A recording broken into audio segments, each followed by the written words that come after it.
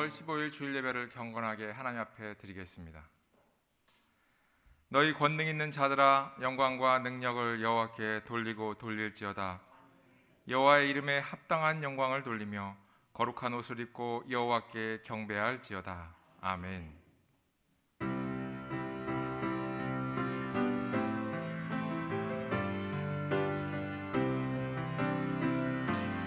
오 하나님 받으소서. 왕께 드리는 제사를 소리 높여 주님을 찬양해.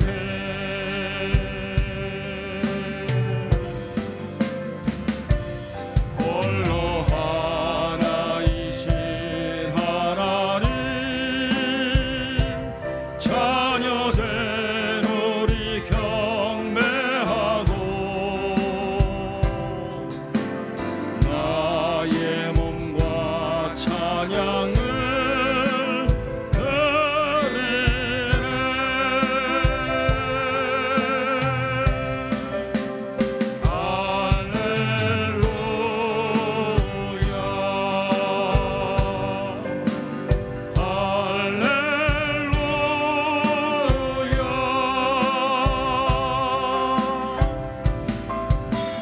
입술의 열매를 드리오리.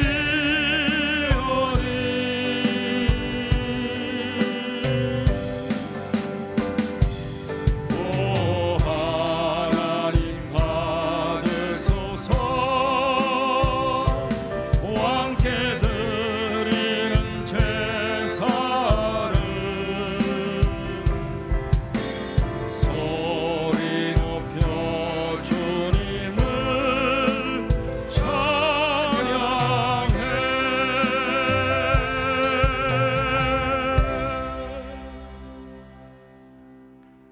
심히 광대하시며 존귀와 권위를 입으신 하나님 아버지, 거룩하고 영광된 주일을 맞아 하나님 앞에 나와 경배와 찬양을 올려드리게 하여 주심에 감사를 드립니다. 거룩한 하나님 앞에 저희들이 마음과 뜻과 정성을 다해 예배를 드릴 수 있도록 이 시간 우리의 마음을 주장하여 주시고, 마음을 다해 예배를 드릴 때 하나님 홀로 영광받아 주시옵소서. 하나님 앞에 나아가는 이 시간 저희들에게 크신 은혜를 베풀어 주시고 하나님의 능력에 힘입는 시간이 되게 하여 주시옵소서. 하나님 아버지, 한 주간을 살면서 하나님께서 베풀어 주신 은혜들이 많음에도 감사하지 못하고 살았음을 이 시간 회개합니다. 우리의 죄를 용서하여 주시고 예수님의 보혈의 피로 정결케 하여 주시옵소서. 지금까지 저희들이 누리는 모든 것들은 다 하나님께서 주신 은혜요 사랑의 증거물임을 이 시간 다시 한번 고백하오니 우리의 마음을 받아 주시옵소서. 하나님을 예배하며 말씀을 들을 때 우리의 심령이 새로워지기를 원합니다. 말씀에 귀 기울이게 하여 주시고 집중하여 들을 때 성령님 우리에게 깨달음의 은혜를 허락하여 주시옵소서. 또한 말씀을 듣고 결단하여서 세상을 나가서도 하나님의 사랑을 전하는 은혜가 있게 하여 주시옵소서. 감사하며 예수님의 이름으로 기도드리옵나이다. 아멘.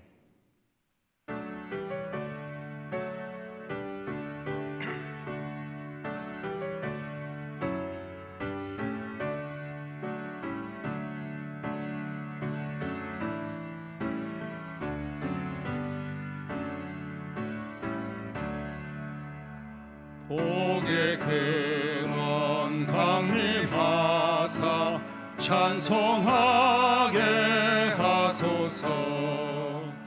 한량없이 자비하심 측량할 길 없도다. 천사들의 찬송가를 내게 가르치소서. 구속하신 그 사랑을 항상 찬송합니다. 주의 크신 도움 받아 이때까지 왔으니 이와 같이 천국에도 이르기를 바라네.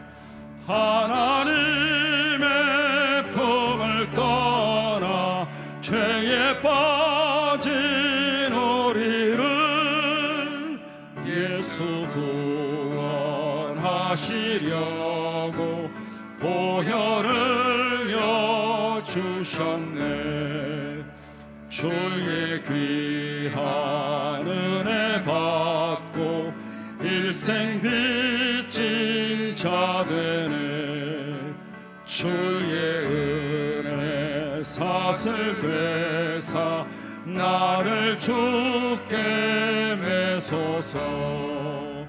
우리 마음은 연약하여 범죄하기 쉬우니 하나님이 받으시고 천국인을 치소서.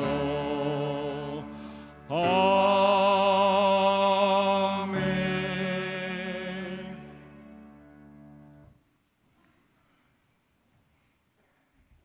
나는 전능하신 아버지 하나님 천지의 창조주를 믿습니다. 나는 그의 유일하신 아들 우리 주 예수 그리스도를 믿습니다.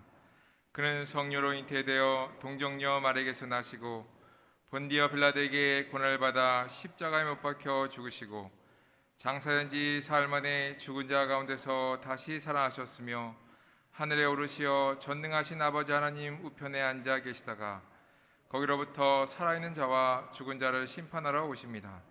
나는 성령을 믿으며 거룩한 공교회와 성도의 교제와 죄를 용서받는 것과 몸의 부활과 영생을 믿습니다. 아멘.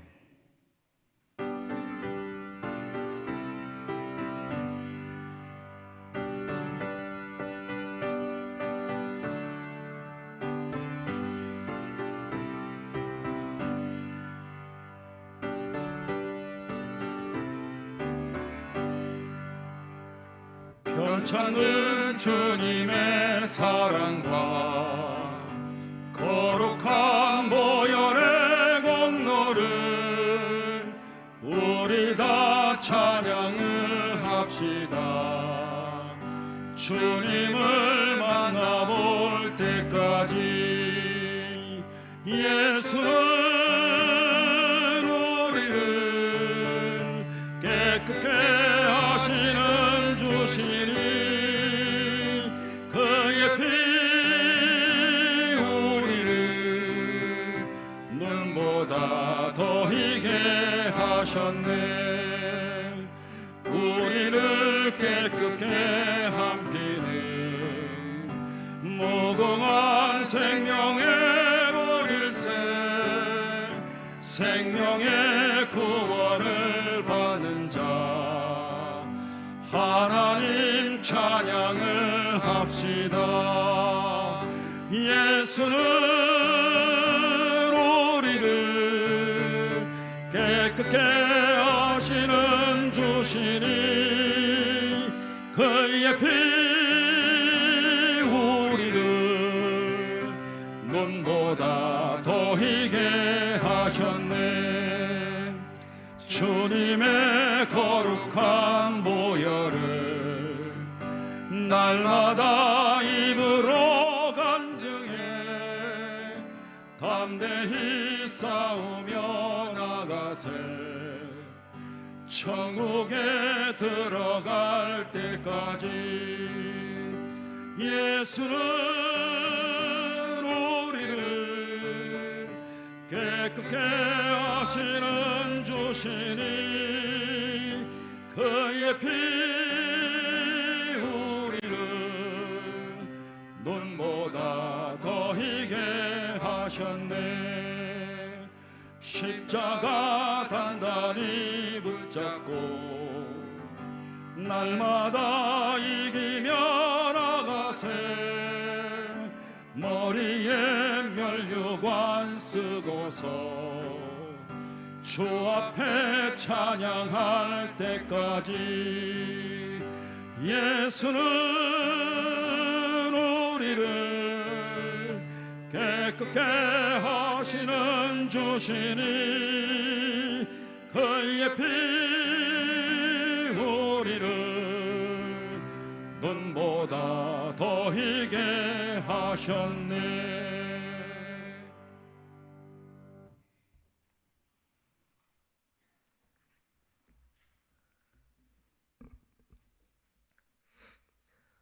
영과 진리로 예배드리는 자를 지금도 찾으신 하나님, 그 한 자리를 감당하기 위하여 세상에서 주어진 시간에 열심히 살다가 이렇게 예배당으로 모여 하나님 아버지께 진심과 간절함으로 찬양과 감사로 영광을 돌려오니 우리의 예배를 기쁘게 받아 주시옵기를 바라나이다. 수없이 많은 죄악의 유혹과 사탕발림의 현실 속에서 성령의 말할 수 없는 탄식으로 인하여 우리들을 위해 중보하심으로 그나마 우리들의 믿음과 신앙을 이 정도로 버티고 유지해 나갈 수 있음마저도 감사드립니다. 이러한 신앙 위에 바라기는 강도를 만난 이웃의 사마리아인처럼 주 앞에 철저하게 낮아지고 마음으로 행함으로 남을 나보다 낮게 여기고 측은함과 긍휼을 베푸는 거듭남의 그리스도인으로 살아가는 소망의 모든 성도이게 하옵소서. 아멘. 러시아의 무력으로 인한 도발로 열악한 환경의 우크라이나를 금방이라도 점령할 것만 같았던 전쟁이 끝까지 항전하는 우크라이나들의 혈투 속에 오늘도 진행 중에 있습니다. 이 전쟁으로 인하여 많은 피해를 입은 우크라이나를 긍휼히 여기시어 반드시 전쟁을 승리로 이끌게 도우시고 세계 여러 나라의 도움으로 전쟁으로 인하여 파괴된 모든 일상이 복구되며 하나님께서 이 전쟁을 승리케 하심을 만천하에 구하는 일이 성립되게 역사하여 주시옵소서. 전쟁으로 인하여 힘겨운 시간들을 보내고 있는 피난민과 우크라이나에 남아있는 전쟁 중에 있는 모든 이들을 하나님의 강한 손으로 붙잡아 주시고 저들의 순간순간을 은혜로 보존하시며 전쟁으로 인해 파생되는 경제의 불안정과 식량 수급의 모든 문제까지도 하나님께서 책임져 주시옵기를 간절히 기도하옵니다. 윤석열 대통령의 취임으로 이제는 새로운 정부가 힘찬 첫걸음을 내딛었습니다. 지난 정부에서 잘한 것은 잘 정비하여 완성도를 높이게 하시고 잘못되어진 것들은 국민과 나라를 위하여 바로 세워가도록 과감한 결단력과 지혜를 더하여 주시고 의정자들은 철저하게 자신의 모든 욕망을 내려놓고 맡은 바 책임을 다하는 성숙한 정치 지도자들이 다 되게 하여 주시옵소서. 현 정부는 최선의 노력으로 대한민국의 위상을 다시금 높이는 데 주력하여 이 나라 국민 누구나가 빈부의 귀천이 없고 성실과 근면과 책임감 있는 삶으로 보다 나은 질적인 생활을 누리는 그러한 나라를 만들어 가도록 애쓰고 힘쓰는 대통령과 내각의 모든 국무위원들이 되기를 간절히 기도합니다. 예배를 사모하는 소망의 모든 성도들에게 하나님의 전적인 은혜의 누림이 기도를 드릴 때, 찬양을 드릴 때, 감사로 예물을 드릴 때, 아버지의 말씀을 마음으로 받을 때 한 사람 한 사람에게 담비와도 같이 폭포수와도 같은 성령의 능력을 덧입혀 주시기를 기도합니다. 소망의 모든 성도들이 지성적으로 죄를 인정하고 감성적으로 죄를 아파하고 의지적으로 죄를 청산하는 전인적 회개를 이루어 하나님 마음에 합하여 첫째 부활자의 꿈을 이루게 하여 주시옵소서. 말세에 내가 내용을 모든 육체에 보여주리니 너희의 자녀들은 예언할 것이요 너희의 젊은이들은 환상을 보고 너희의 늙은이들은 꿈을 꾸리라 말씀하신 하나님, 이제 우리의 청년들이 회복시키다는 슬로건을 걸고 찬양 콘서트를 하려 합니다. 성령 하나님 적극적으로 개입하셔서 세상이 주장하는 콘서트가 아니라 눈물이 있고 감사가 있고 마음과 마음을 찢는 하나님께로의 완전한 돌이킴과 결단이 있는 감동의 축제의 시간이 되도록 비둘기같이 불의 혀같이 바람같은 성령의 능력이 청년들 각자에게 임하여 하나님의 사람으로 변화되는 소망의 모든 청년들이 되기를 간절히 기도합니다. 아멘. 미주 순방 중이신 목사님의 모든 행보에 성령님 함께 하셔서 이르시는 곳마다 간증이 있고 찬양이 있으며 하나님께로 감사가 넘쳐나는 시간들이게 하시옵소서. 모든 일정을 마치고 돌아오시는 순간까지 안전과 건강으로 지켜주시기를 또한 기도합니다. 오늘 말씀을 증거하시는 황종성 목사님의 은혜 위 은혜를 더하셔서 한계를 넘어서는 은혜라는 말씀을 가지고 우리에게 대언하실 때 성령의 능력을 갑절을 더하셔서 전하는 이나 듣는 이가 다 하나님의 은혜 안에 거할 수 있는 귀한 시간 되게 도와 주시옵소서. 아멘. 목사님 섬기시는 교회와 모든 성도를 위할 때 목회를 행할 때도 지치지 아니하고 힘들지 아니하고 하나님의 영광을 위해 힘쓰고 나갈 수 있는 우리 한 목사님 되어지도록 하나님께서 붙잡아 주시옵소서. 아멘. 5월은 가정의 달입니다. 하나님께서 만드신 가정의 소중함을 다시금 생각나게 하시어 예배에 소홀했던 모든 시간들을 정리하고 서로가 신앙으로 권면하며 하나님께로 한 걸음 더 가까이 나아가는 그러한 5월로 마무리하게 하시옵소서. 아멘. 어제나 오늘이라 영원토록 변함없으신 예수님의 이름으로 기도드립니다. 아멘.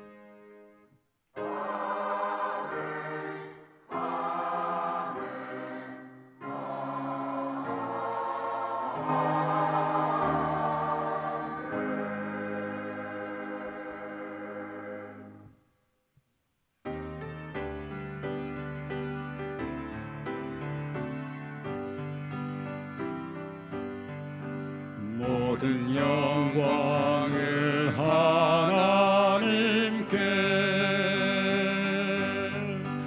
모든 영광을 하나님께, 온 마음과 뜻 다해 주 사모합니다. 모든 영광을 하나님께.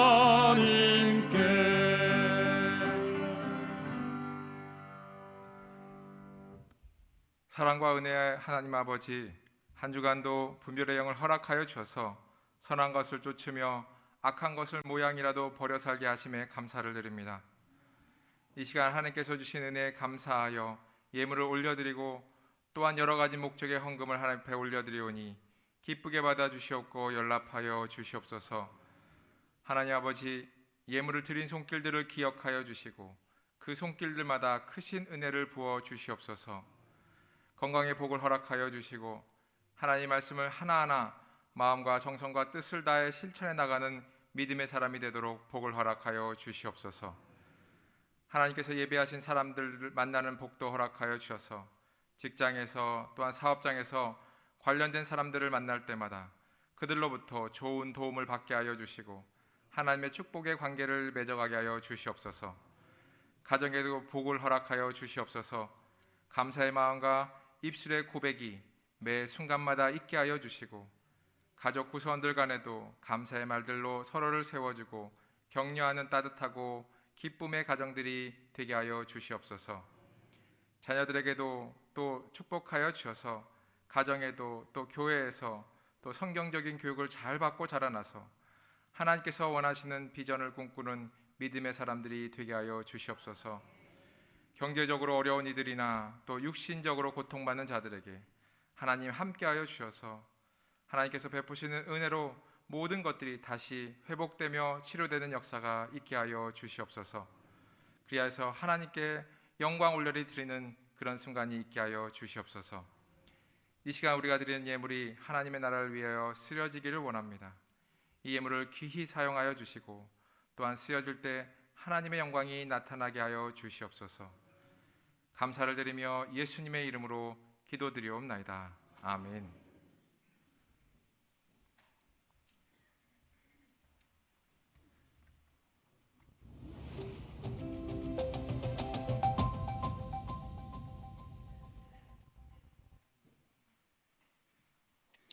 안녕하세요. 5월 셋째 주 소망 뉴스를 전해드리겠습니다. 첫 소식입니다. 오늘은 스승의 날입니다. 다음 세대를 세우기 위해 늘 기도와 봉사로 섬겨주시는 모든 교사들을 위해 기도해 주시기 바랍니다. 담임 목사님은 미주 한인 장로교회 총회 참석을 마치고 미주 4개 노회를 순방하고 있습니다. 모든 일정을 건강하고 지혜롭게 잘 감당할 수 있도록 기도를 부탁드립니다. 오늘 설교를 하시는 황종성 목사님께서는 남아공 프리토리아 대학에서 공부를 하시고 현재 백석대학교 대학원 실천 신학교수로 재직 중이시며 거룩한 빛 예수마을교회를 담임하고 있습니다. 사모하는 마음으로 예배에 임하여 주시고 많은 은혜 받으시기 바랍니다. 2022년의 주제는 회복 그리고 성장이고 4월에서 6월의 주제는 오직 성령으로 충만하라입니다. 이번 회기에는 성령 충만을 간구하며 살 수 있기를 바랍니다. 5월부터 코로나19 이전의 예배로 회복할 수 있기를 바랍니다. 감염자 외에는 모두 예배에 나오시기 바랍니다. 임시 차량 운행을 하고 봉사자들을 위한 식사를 준비하였습니다. 임시 차량 운행 시간표는 홈페이지와 1층 게시판을 확인해 주시기 바랍니다. 감염자와 노약자를 위하여서 당분간 2부 영상을 송출하겠습니다. 차량부에서 봉사자를 모집합니다. 원활한 예배 참여를 위하여 귀한 섬김을 해줄 분은 차량 부장에게 문의해 주시기 바랍니다. 하반기 주일학교를 세워나갈 정교사 및 보조교사를 모집합니다. 다음 세대를 위하여 귀한 섬김을 해주실 분은 교육부 총괄부장에게 문의해 주시기 바랍니다. 제8기 성경 일독반 신약 과정을 모집합니다. 교육은 매주 주일 2시 30분에서 4시 30분까지 진행됩니다. 자세한 내용과 신청은 1층 게시판을 참고해 주시기 바랍니다. 오늘 오후 3시에 찬양 콘서트가 그레스홀에서 있습니다. 초청 가수는 자도와 오화평입니다. 많은 관심과 참여를 바랍니다.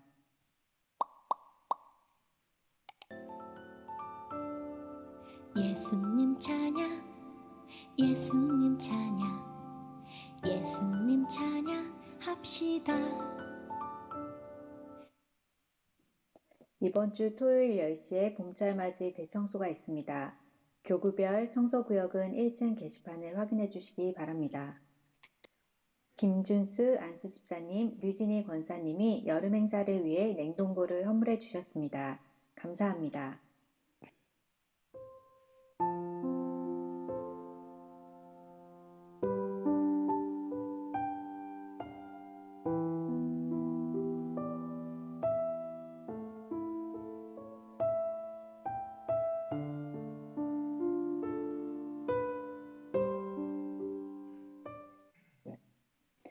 오늘도 예배 가운데 큰 은혜 받으시기 바라고 스승의 날을 맞이하여 하나님이 허락해 주신 소중한 인연의 은사님들께 마음을 표현하는 한 주간 되시기 바랍니다. 행복한 주일 되세요. 감사합니다.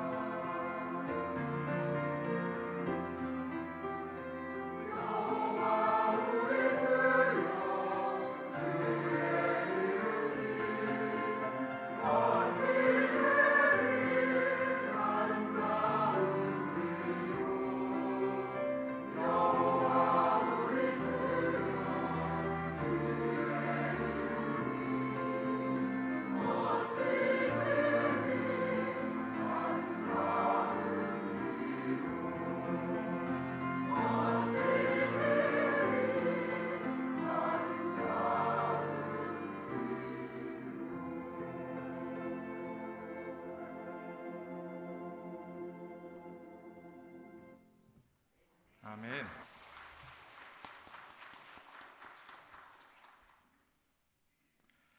네, 광고 말씀 들으신 대로 오늘 오후 4부 예배 후에 오후 3시에 이곳에서 우리 청년부 주관으로 찬양 콘서트가 있습니다.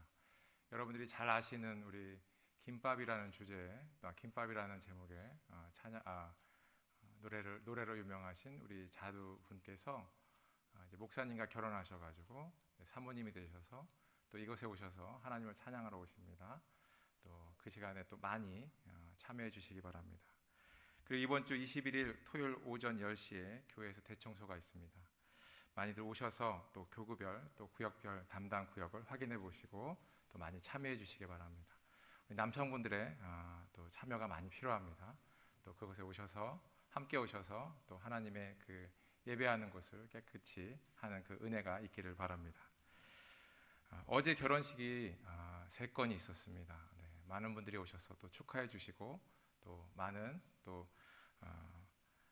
은혜가 있었습니다. 또 그런데 오늘 전유길 장로님 또 조용혜 권사님의 따님인 또 전신의 또 백승국 우리 성도님께서 부부께서 오셨습니다. 오셨나요? 잠시 일어나 주시면 네, 저기 오셨네요. 네, 우리 성도님들께 감사의 인사와 함께 저희 또 하나님의 기쁨의 가정이 되기를 원하며 축하의 박수 하겠습니다.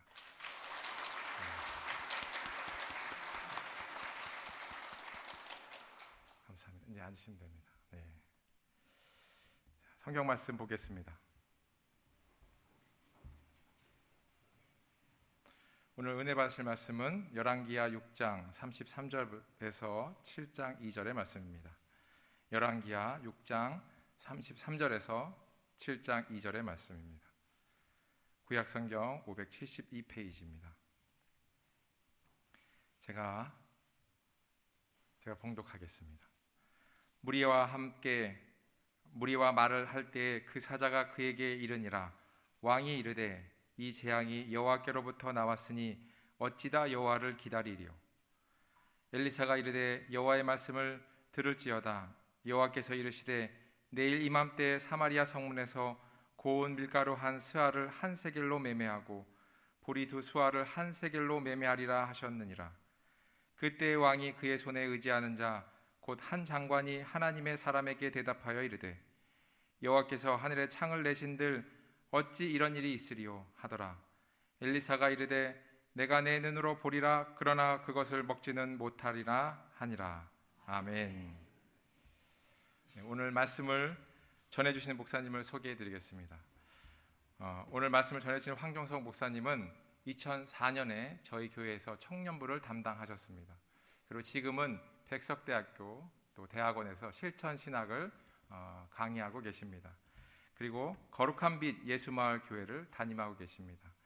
이제 목사님 나오셔서 말씀 전해주실 때 크신 은혜 받으시기 바랍니다.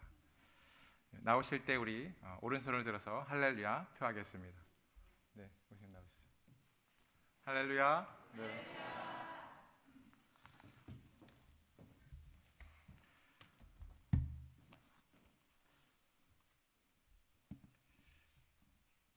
여기에 그 설교 이제 부탁을 목사님께서 해주셨을 때에 설교 준비를 하면서 이렇게 지난 시간들을 조금 이렇게 돌아보게 되었습니다. 근데 이제 제가 2000년도에 결혼을 했는데 관심은 별로 없으시겠지만 제가 2000년도에 결혼을 했는데 이제 그때는 제가 유학 중이었어요. 집사람하고 저하고 이제 한 7, 8년을 떨어져 있었는데 유학 중이어서 제가 이제 잠깐만 들어와서 집사람을 설득했죠. 아무것도 필요 없다. 결혼만 해도 된다. 이렇게 얘기하니까 신혼집 이런 게 전혀 문제가 되지 않았어요. 그래서 이제 결혼하고 또 저는 바로 또 남아공에 들어갔죠. 그리고 이제 3, 4년 지나서 이제 유학하기를 이제 다 정리하고 다 마치고 한국에 들어오니까 가장 큰 문제 중에 하나가 이제 살 집을 구해야 될 상황이라고 저한테 얘기를 하더라고요. 근데 뭐 저한테 돈이 좀 있냐 이렇게 물어보는 이유가 제가 하도 큰 소리를 쳤거든요. 걱정하지 마라. 이렇게 이제 걱정하지 마라. 그러니까 제가 이제 거짓말을 한 건 아니에요. 왜냐하면 저도 걱정하지 않았으니까. 그때도 걱정하지 않았습니까? 그래서 우리 집사람한테 그렇게 얘기했더니 우리 집사람은 그걸 어떻게 해석했냐면 돈이 좀 있는가 보다 이렇게 생각했고 나는 하나님을 바라보라 이런 뜻이었는데 해석에 좀 차이는 있었죠. 해석에 좀 차이는 있었는데 어쨌든 제가 이제 무슨 돈 이렇게 얘기하니까 걱정하지 말라 그래서 자기를 믿고 있었다는 거죠. 그렇지 걱정하지 말아야지. 하나님께서 이 모든 것을 다하여 주신다고 하셨으니 하나님의 나라와 의를 우리가 살고 있는가가 중요하다. 이렇게 얘기하니까 얼마나 황당했겠어요. 집사람은 당장 이렇게 필요한데 그런 집사람의 모습을 보고 나는 믿음이 없다.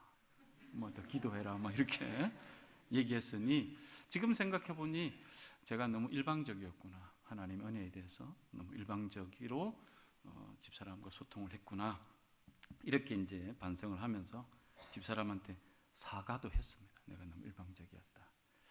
그런 시간을 조금 보면서 그다음에 이제 전셋집을 이제 얻어야 되니까 이제 집사람이 조그맣게 학원을 운영했는데 그걸 정리하고 대출을 받아서 아파트를 사자고 결정을 하고 이사를 한 곳이 이제 정왕동 시와에 얻었습니다. 그때는 교회가 또 정왕동에 있었으니까 소망교회가 그렇게 이제 가까이 이사를 했던 것 같습니다. 집을 얻고 현금을 조금 남겨두었었다 그러더라고요. 생활비를.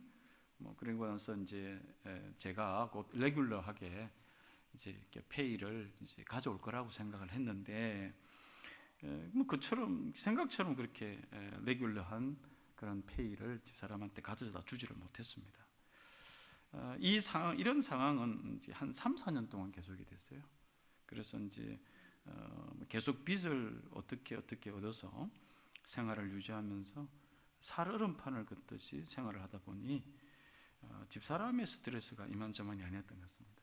죄송합니다만 저는 스트레스를 안 받았습니다. 집사람은 받았던 것 같고 그래서 이제 남편이 길었던 유학 생활만 마치고 나면 학교에도 금방 자리가 날 줄 알았는데 시간 강사 그 자리도 이제 쉽지 않았던 그런 당시의 형국이라서 언제 강의가 들어올지 모르고 또 그래서 이제 전임 사역도 할 수 없다 보니 앞이 캄캄했을 거라 이런 생각이 듭니다. 집사람이 그때는 이제 몰랐는데 좀 많이 미안했다 이런 이제 생각이 들었고 아까 얘기한 것처럼 사과를 했고 잘 받아줬습니다. 사과를 했고 잘 받아줬습니다. 왜냐하면 지금은 제가 레귤러하게 갖다 주거든요. 그래서 보아라 하나님께서 이렇게 이제 얘기를 하면서 사과를 하니 잘 받아줬습니다. 어쨌든 그때는 몰랐는데 이제 이런 상황들을 쭉 얘기하면서 제가 좀 더 집사람하고 얘기하면서 돌아보게 됐던 내용은 그렇게 힘들었던 시간을 보낼 때 이제 집사람이 다니던 교회가 바로 이 소망교회였습니다. 100곳이 아니라 그때는 정왕동에 있었는데요. 아까도 잠깐 제가 청년부도 잠깐 맡았고 소개는 안 했지만 고등부도 잠깐 맡았거든요. 고등부 잠깐 맡았는데 그는 잠깐이라서 이제 그렇고 청년부는 조금 더 길게 이렇게 해서 제가 맡아드렸습니다. 아마 여기 이제 아는 사람도 있고 그럴 겁니다. 유학 중에 1년에 한 번씩 들어오게 된 이유가 이제 떨어져 있다 보니 방학을 기해서 제가 이렇게 방학 때 되면 한국에 들어오곤 했는데 그때마다 늘 저에게 설교 기회도 주시고 또 한국에 들어와서 학교 강의 자리도 이제 좀 더 알아봐 주시고 목사님께서 이제 막 공부를 마치고 그런 어려운 정황을 아마 아셨는지 모르겠지만 그 가운데서 늘 저희 가정을 격려해 주셨던 분이 이제 담임 목사님과 사모님 그리고 소망교회 교우들이었습니다. 그때 참 지금 생각하니 참 어려운 시절을 그런 위로와 격려로 잘 보내게 되었다 이렇게 생각합니다. 그러다가 2009년에 생각지도 않았던 백석대학교 대학원에 교수 임용 제안을 받아서 그때부터 지금까지 학교 사역을 하고 있습니다. 지금도 집사람하고 이제 이런 얘기를 이제 정리를 하면서 힘들었던 거 생각하면 지금 힘든 거는 아무것도 아니다. 이렇게 또 조그만 결론을 내려보기도 했었습니다. 참 감사하다 그런 고백입니다.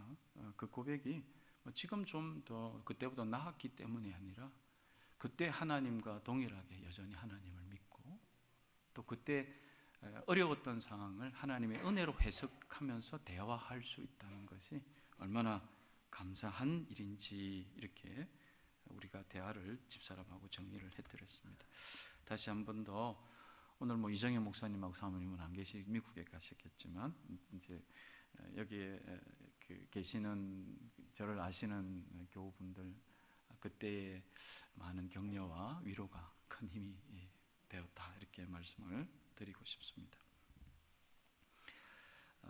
저희 가정은 그때 어쨌든 경제적으로 그리고 공부를 마치고 났는데도 앞이 보이지 않는 그런 고통을 느꼈던, 물론 사람마다 한계 사항을 규정하는 범위가 조금씩 차이는 있겠지만 저에게는 일종의 한계 사항 같았던 시간이었으면 분명했던 것 같습니다.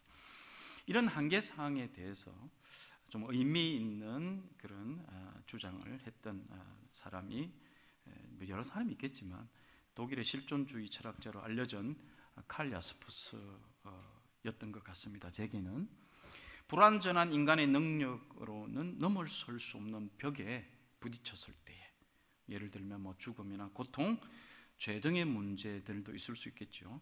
그런 넘어설 수 없는 벽에 부닥쳤을 때가 바로 한계 사항이다 이렇게 얘기를 합니다.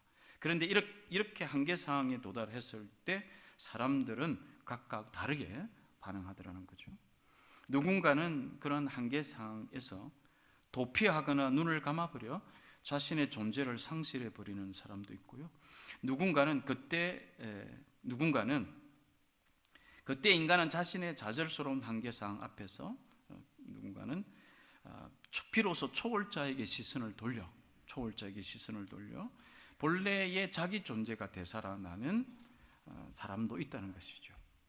그러면서 한계 사항에 대해서 그는 이렇게 결론을 내립니다.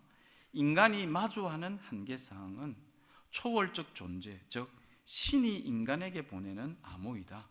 여기서 신이라고 하니까 좀 불편하신 분도 계시겠지만 좀 넓게 이해해 주시면 좋겠습니다. 신이 보내는 암호는 느껴지고 깨달아지는 것이지 이성적으로 절대 포착할 수 있는 것이 아니다. 또한 인간은 초월적인 영역을 완전하게 인식할 수 없기 때문에 암호를 한 번 해독해냈다고 끝나는 것이 아니라 상황에 따라 지속적으로 암호를 해독해 나가야 한다. 이 얘기가 저한테는 많은 인사이트, 생각을 하게 했던 이야기였습니다. 저와 여러분은 온 천지 만물을 말씀으로 지으신 창조주 하나님을 믿는 하나님의 백성들입니다.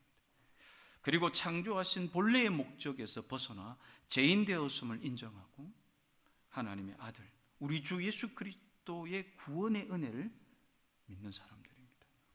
다시 말해서 인간의 한계 사항을 스스로 해결할 수 없는 문제라고 인정하면서 하나님께 나온 사람들이란 얘기죠. 더 주목해야 할 사실은 저와 여러분의 이 믿음의 고백이 우리 스스로 사유하고 고민한 결과로 하게 된 것이 아니라 하나님의 은혜로 되었다는 사실이죠. 우리를 창조하신 창조주가 계시며 그 창조주께서 인간의 절대적인 한계인 죄와 죽음의 문제를 약속하신 예수 그리스도를 믿는 믿음으로 해결하셨습니다 라고 신앙 고백하며 예배하는 자들이라는 거죠. 그래서 우리에게 믿음이란 어쩌면 지금도 하나님의 은혜가 실현되는 통로이자 증거다 이렇게 말할 수 있겠습니다.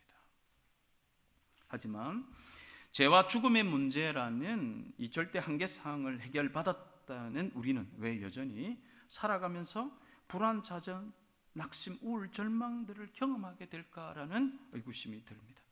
왜 여전히 이것들이 우리를 괴롭히는 문제가 될까? 우리는 문제 해결을 통해 행복한 삶 혹은 인간다운 삶을 꿈꿉니다. 예를 들어 취업 때문에 고민한다면 그것은 취업하면 해결이 되고 돈 때문이라면 돈이 있으면 고민이 해결되겠지요. 그런데 동시에 우리는 깨닫게 됩니다. 직장에 들어갔다고 문제가 없어지는 것이 아니구나라는 사실을요. 동료 간의 관계에서, 자신이 맡은 업무에서, 승진에서 등등 회사를 들어가도 문제는, 고민은 여전히 일어난다는 것을요. 돈이 생겨도 그 돈으로 일어나는 또 다른 고민과 문제들을 경험하게 된다는 사실을요. 그래서 우리에게 필요한 것은 우리에게 여전히 찾아오는 불안, 좌절, 낙심, 우울 등의 고민과 문제의 실체에 대한 바른 이해가 필요합니다. 죄와 사망이라는 인간의 근본적이고 뿌리되는 문제가 해결되었다면 그에게 나타나는 문제들이란 소소한 문제들이며 그것들은 뿌리 없는 것들임을 알아야 한다는 사실이죠. 뿌리가 없는 문제들은 결코 우리의 존재를 흔들 수 없습니다. 뿌리 없는 문제들이 없을 수는 없지만, 뿌리 없는 문제들이 있을 수 있지만 그 문제에 매이지 않는다라는 사실이죠. 주 예수 그리스도를 믿음으로 말미암아 죄와 사망의 문제가 해결되었다는 것이 믿어진다면 우리는 우리 삶의 한계 사항에 대해 자유해야 한다라고 확신합니다. 이것은 믿는 사람들이 이전에 내가 한계라고 느꼈던, 넘을 수 없을 것 같았던 삶의 벽 같은 문제를 바라보고 인식하는 것에 변화가 일어났음을 말합니다. 이러한 변화는 문제와 상황을 보는 눈이 달라지는 것이며, 그래서 한계 사항이라 느꼈던 내 삶의 틀이 넓어지고 내 삶의 경계가 확장되어 가는 것을 말합니다. 문제와 상황을 보는 눈, 믿음의 눈, 이것이 삶의 확장성과 연결되어 있다는 사실입니다. 성경에도 무수히 많은 한계 상황들이 등장하는 것을 봅니다. 앞서 말씀드린 것처럼 여전히 현재 우리도 경험하고 있는 경제적인, 정치적인, 육체적 질병인, 인간의 힘으로 어찌할 수 없는 다양한 상황들을 만난 사건들을 성경은 여전히 우리들에게 보여주고 있습니다. 오늘 읽은 말씀은 그런 다양한 상황 중 하나인 것 같습니다. 우리가 먼저 인정해야 하는 것은 우리의 삶 속에서 여전히 한계 상황은 존재하며 이것에 그리스도인도 예외가 되지 않는다라는 거죠. 때로는 특별하게 마주하기도 하고, 때로는 평범하게, 때로는 너무 가혹하게 찾아오기도 하고, 때로는 나도 모르게 지나쳐가기도 하는 것 같습니다. 오늘 본문에 보면 북이스라엘에서 활동하던 선지자였던 엘리사도 한계 상황을 맞고 있어 보입니다. 당시 아람이라는 나라가 북이스라엘을 괴롭히며 호시탐탐 침략의 기회를 노리고 있었습니다. 6장 8절부터의 말씀이 실은 오늘 우리가 읽었던 말씀의 시작이라 이렇게 볼 수 있습니다. 아람 왕이 북이스라엘을 침략하고자 할 때마다 하나님께서는 엘리사를 통해 그 침략의 길목을 지키도록 하셨죠. 그래서 아람의 공격은 번번이 좌절되고 맙니다. 그러자 아람의 왕은 누군가 이스라엘에게 이 비밀을 누설하지 않는다면, 이러한 일이 결코 일어날 수 없다면 밀고자를 찾으려고 자신의 신하들을 추궁하는 장면이 등장합니다. 하지만 신하들은 자신들 중에 누군가가 밀고 한 것이 아니라 바로 이스라엘의 선지자인 엘리사가 자신들이 왕과 함께한 이 모든 은밀한 말들을 미리 알고 준비하도록 이스라엘 왕에게 말하여 준다고 말하였습니다. 이에 화가 난 왕은 엘리사를 붙잡기 위해 어떤 조치를 취하냐면 중무장한 병사들을 보내서 엘리사가 거주하는 성을 둘러 포위하도록 하죠. 하지만 이때 하나님께서는 엘리사를 통해 이러한 기적을 보이시는데요. 엘리사가 저 무리의 눈을 어둡게 하소서, 중무장한 병사들의 눈을 어둡게 하소서라고 기도하자 성을 둘러싼 모든 아람 군인들이 눈이 멀게 됩니다. 눈이 보이지 않게 되죠. 그리고 엘리사는 그 중무장하여 눈이 보이지 않게 된 아람 군사들을 이끌고 어디로 가냐면 사마리아 성으로 인도합니다. 수도였던 사마리아 성으로 인도합니다. 자, 그 광경을 본 이스라엘 왕이 적국인 그들을 괴롭혔던 적국의 중무정한 병사들이 앞이 안 보여서 줄줄이 묶여서 이렇게 들어오는 모습을 보고 엘리사에게 이들을 죽일까요? 라고 조언을 구합니다. 하지만 엘리사는 저들을 죽이는 대신에 잘 먹여서 자신들의 나라로 돌려보내시라 라고 조언하죠. 그래서 이스라엘 왕은 이러한 엘리사의 말대로 적국의 병사들을 죽이는 대신 살려보내는데 그냥 보내지 않고 잔치를 베풀어서 극진하게 대접하여 보냅니다. 자, 그 뒤로 얼마 동안은 아람 군대가 이스라엘 땅을 침략하지 않았습니다. 이런 내용이 6장 8절에서부터 23절까지 나오는 내용의 말씀입니다. 그러나 24절부터는 다시 반전이 일어나는데 아람 왕 베나닷이 온 군대를 모아 사마리아를 에워싸는 장면이 나옵니다. 앞에서는 왕의 이름이 나오지 않다가 24절에는 그 왕의 이름을 구체적으로 밝히죠. 왜 밝혔을까요? 잘 모르겠어요. 하지만 어쨌든 왕 이름이 딱 나와요. 아마 사건이 좀 더 구체적으로 나지 않겠나 이런 예상을 이름을 밝히는 장면에서부터 좀 추적해 볼 수는 있겠죠. 자, 어쨌든 엘리사가 살려보낸 병사들이 다시 왔는지는 분명치 않습니다만 적국 아람이 군대를 이끌고 다시 침략하게 된 겁니다. 뿐만 아니라 그 병사들에 의해 수도였던 사마리아 성이 다시 포위를 당하고 그것 때문에 한때 잔치를 베풀어 적국을 먹여 살려보낸 성에는 오히려 양식이 떨어져서 극심한 고통, 극심한 배고픔을 그 성이 온 성 안에 있는 사람들이 겪게 됩니다. 바로 이럴 때에 이스라엘 왕은 혹시 이렇게 생각하지 않았을까 싶은데요. 지난번에 아람 군을 다 죽였다면 이렇게 다시 쳐들어오지 않았지 않았을까? 그때 엘리사의 말을 듣지 말고 그들을 죽였다면 이러한 극심한 고통, 그때 막 베풀어주고 막 먹여주고 막 이랬던 이런 상황 속에서 이렇게 먹을 것이 없어서 극심한 고통을 겪는 이런 일은 없지 않았을까? 이런 생각을 하지 않았을까?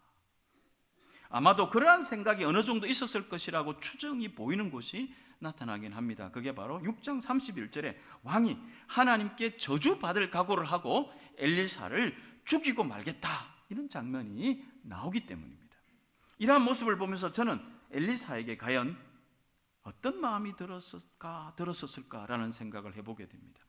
하나님의 하나님 되심을 보여주어 여전히 하나님은 역사하시는 하나님이시다를 나타내고자 했던 선한 의도, 물론 어쩌면 하나님의 의도였을지도 모를 행동이었겠지만 사마리아 성이 이토록 어려운 상황에 빠지게 된 상황 앞에서 엘리야는 어떤 마음이었을까?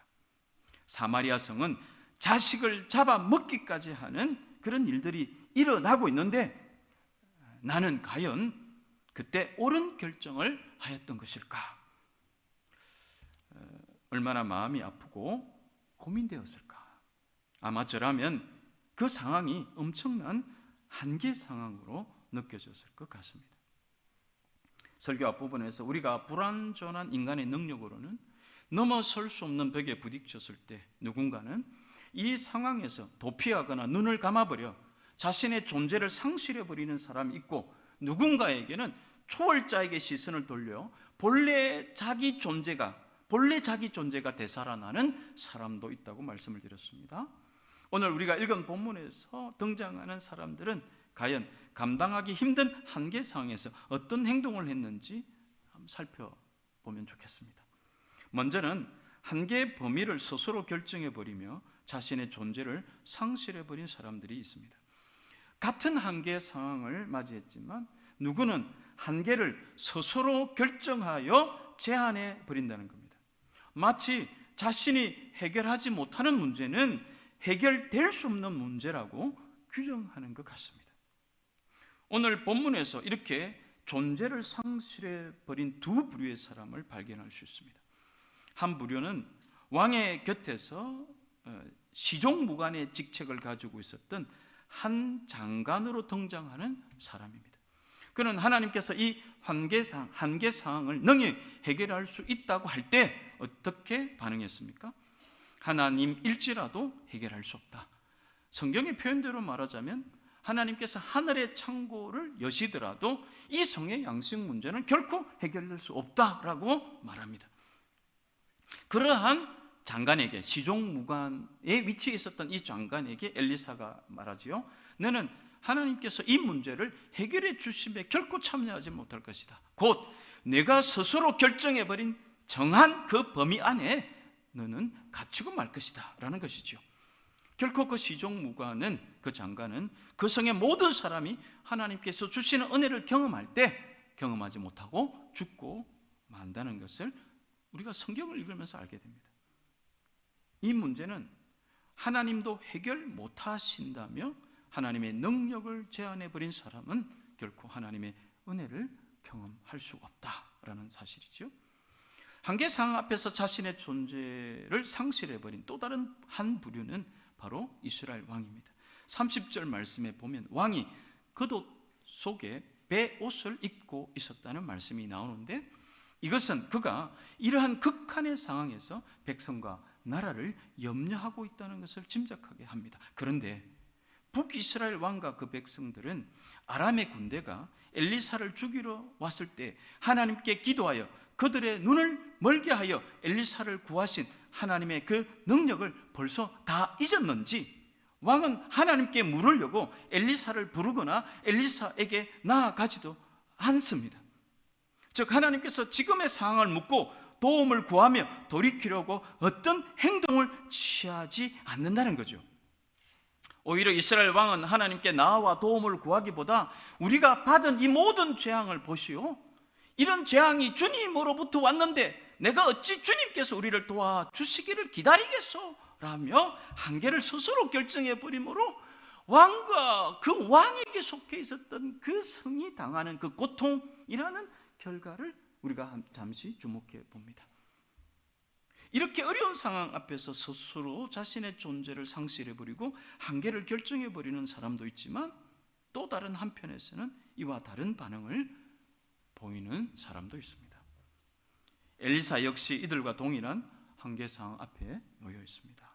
하지만 엘리사는 한계 상황 앞에서 자신의 시선을 하나님께 돌려 이 상황을 해결하실 분이 하나님 한 분만이심을, 하나님 한 분뿐이심을 믿으며 자신의 존재를 깨닫는 사람이라고 할 수 있습니다. 다시 말해서 한계 상황은 한계 상황보다 더 큰 힘으로 해결할 수 있다는 믿음으로 한계를 넘어선 사람이었다라고 엘리사를 볼 수 있습니다.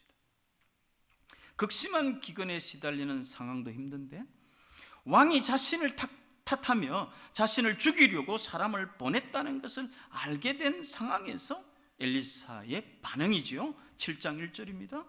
여호와의 말씀을 들을지어다 여호와께서 이르시되 주님의 말씀을 들으십시오. 주님께서 이렇게 말씀하셨습니다. 바로 하나님께서 어떻게 해결하실지 말씀하고 있습니다. 눈에 보이는 상황은 비록 절망적이지만 하나님의 사람들은 잠잠히 하나님을 바라며 하나님이 해결해 주신다는 약속을 기다릴 줄 아는 사람들이란 거죠. 사람들이 너의 하나님이 어디 있느냐 하고 비웃어 밤낮 서로 눈물이 흐를 때 너는 하나님을 기다려라. 말씀하시니 내가 나의 구원자 나의 하나님을 또다시 찬양합니다 라고 고백했던 시편의 말씀같이 한계 상황보다 더 큰 힘을 가지신 하나님을 기다린다는 사실입니다. 한계는 맞서는 것이라기보다는 넘어서는 것입니다. 하나님의 능력으로, 하나님의 은혜 베푸심으로 말입니다. 맞선다는 것, 그건 한계를 인정하지 않겠다 이렇게 되어서는 안 되겠습니다. 한계를 맞선다는 것은 다시 은혜로 넘어서도록 하신다라는 것으로 여러분 삶을 버티고 살아가는 여러분들의 삶을 그렇게 은혜로 다시 해석하실 수 있게 되시기를 바랍니다. 사랑하는 교우 여러분, 우리는 우리에게 일어날 앞으로의 일들을 예측하거나 내 계획대로 조정할 수 없다는 것을 압니다. 살아보다 보니 계획을 세운다 해도 예상치 못한 변수로 낙담할 때도 있었고, 또 예상치 못한 변수로 기대하지 않았던 해결을 경험하기도 합니다. 혹시 상수와 변수라는 단어를 기억하십니까? 제가 문과 출신이라 고등학교 수학책에서 얼핏 들은 기억이 있어서 이게 가물가물해가지고 저도 사전을 다시 한 번 더 찾아봤습니다. 이과 출신 분들에게 죄송합니다. 문과 출신이 이렇게 좀 설명을 한다는 것에 양해를 하시고, 상수란 변하지 않는 고정된 수를 말하고, 반대로 변수는 조건에 따라 크기가 변할 수 있는 수를 말합니다.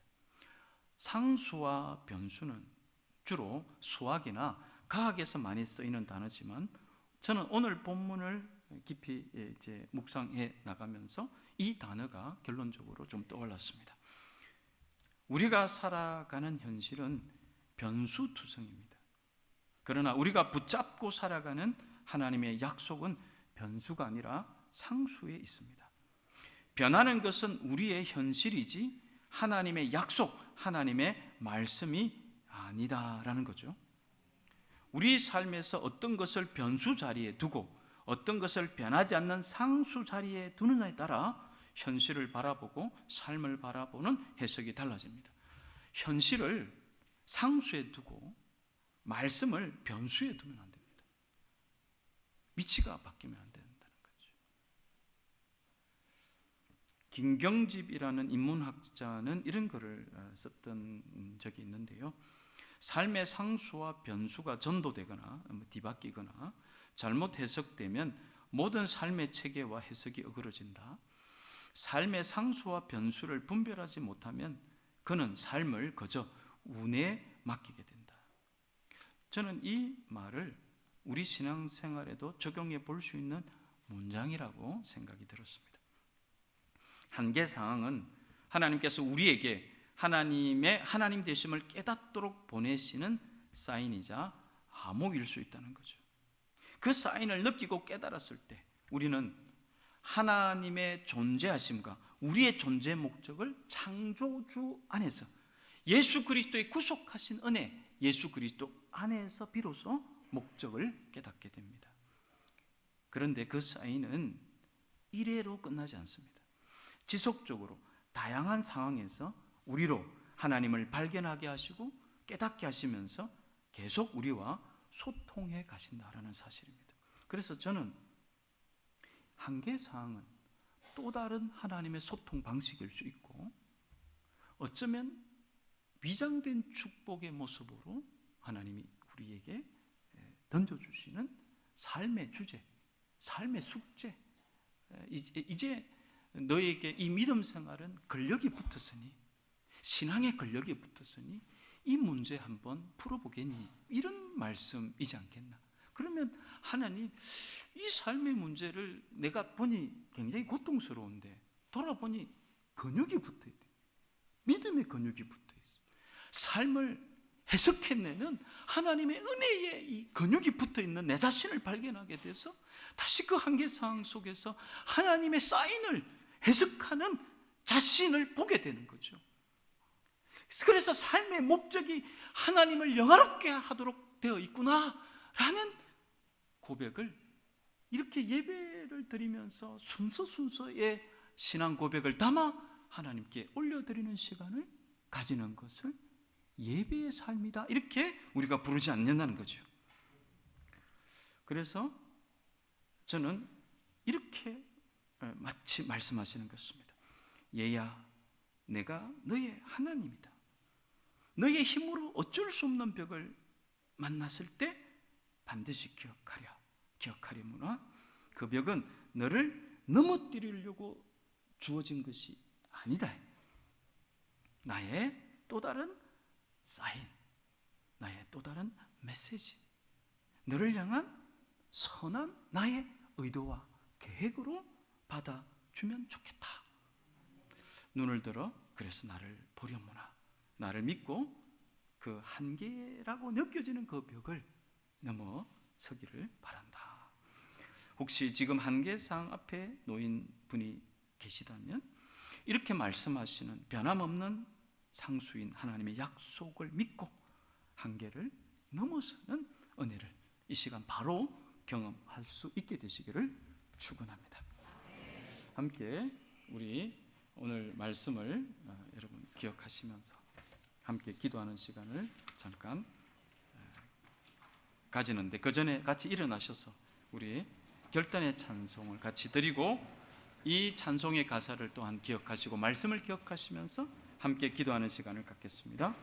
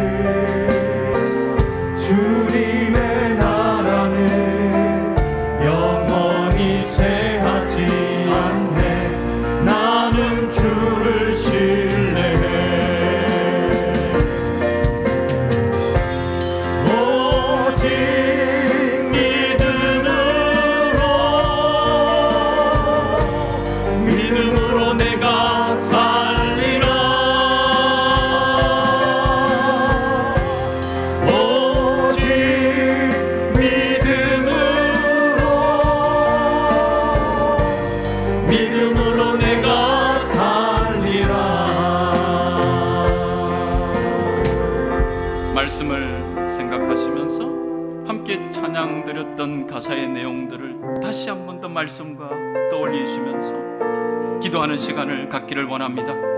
주님을 바라보십시다.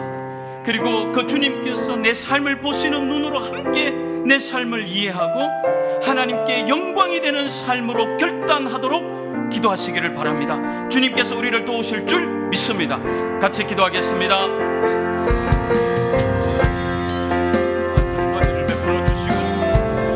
역사하여 주시기를 원합니다. 성삼위 하나님 영광을 받으시기를 원합니다. 하나님, 내 눈물을 주님이 이해해 주시고 내 눈물을 기억해 주시고 내 삶에 즐거울 때나 고통스러울 때나 잘될 때나 그렇지 않을 때도 여전히 하나님 계셨음을 내가 압니다. 우리 하나님이 나를 사랑하여 주시니, 나의 하나님이 나를 사랑하여 주시고 역사하여 주시니 내가 하나님께 영광을 돌리며 살아가겠는 줄 믿습니다. 우리 주님 도와주시고 우리 하나님 역사하여 주시옵소서. 성령께서 도우시기를 원합니다. 성령 하나님 우리를 도와주시옵소서. 우리 하나님 영광을 받아 주시옵소서. 하나님 성령님 역사하여 성령님 도와주시옵소서. 성령님 우리를 도우시옵소서.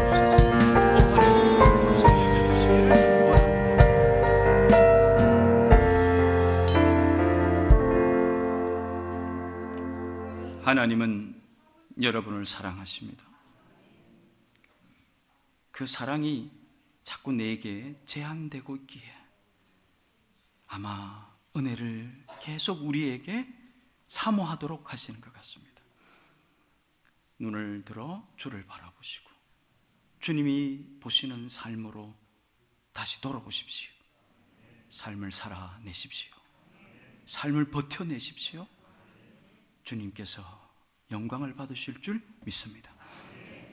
이제는 우리 주 예수 그리스도의 은혜와 하나님 아버지의 무한하신 사랑과 성령님의 내주하시고 인도하시며 충만케 하시는 은혜의 역사가 오늘 말씀을 듣고 하나님 앞에 다시 말씀을 새기며 부르신 곳으로 또 보내신 곳으로 나아가기로 다짐한 예배에 참여한 모든 거룩한 주의 백성들 머리 위에, 저들의 모든 삶의 영역 위에, 그리고 땅끝까지 복음 전하며 수고하고 헌신하는 주의 종들 가운데, 전쟁으로 고통하며 어려운 가운데 있는 많은 이웃들 중에 이제로부터 영원토록 함께 하옵시기를 간절히 축원하옵나이다. 아멘.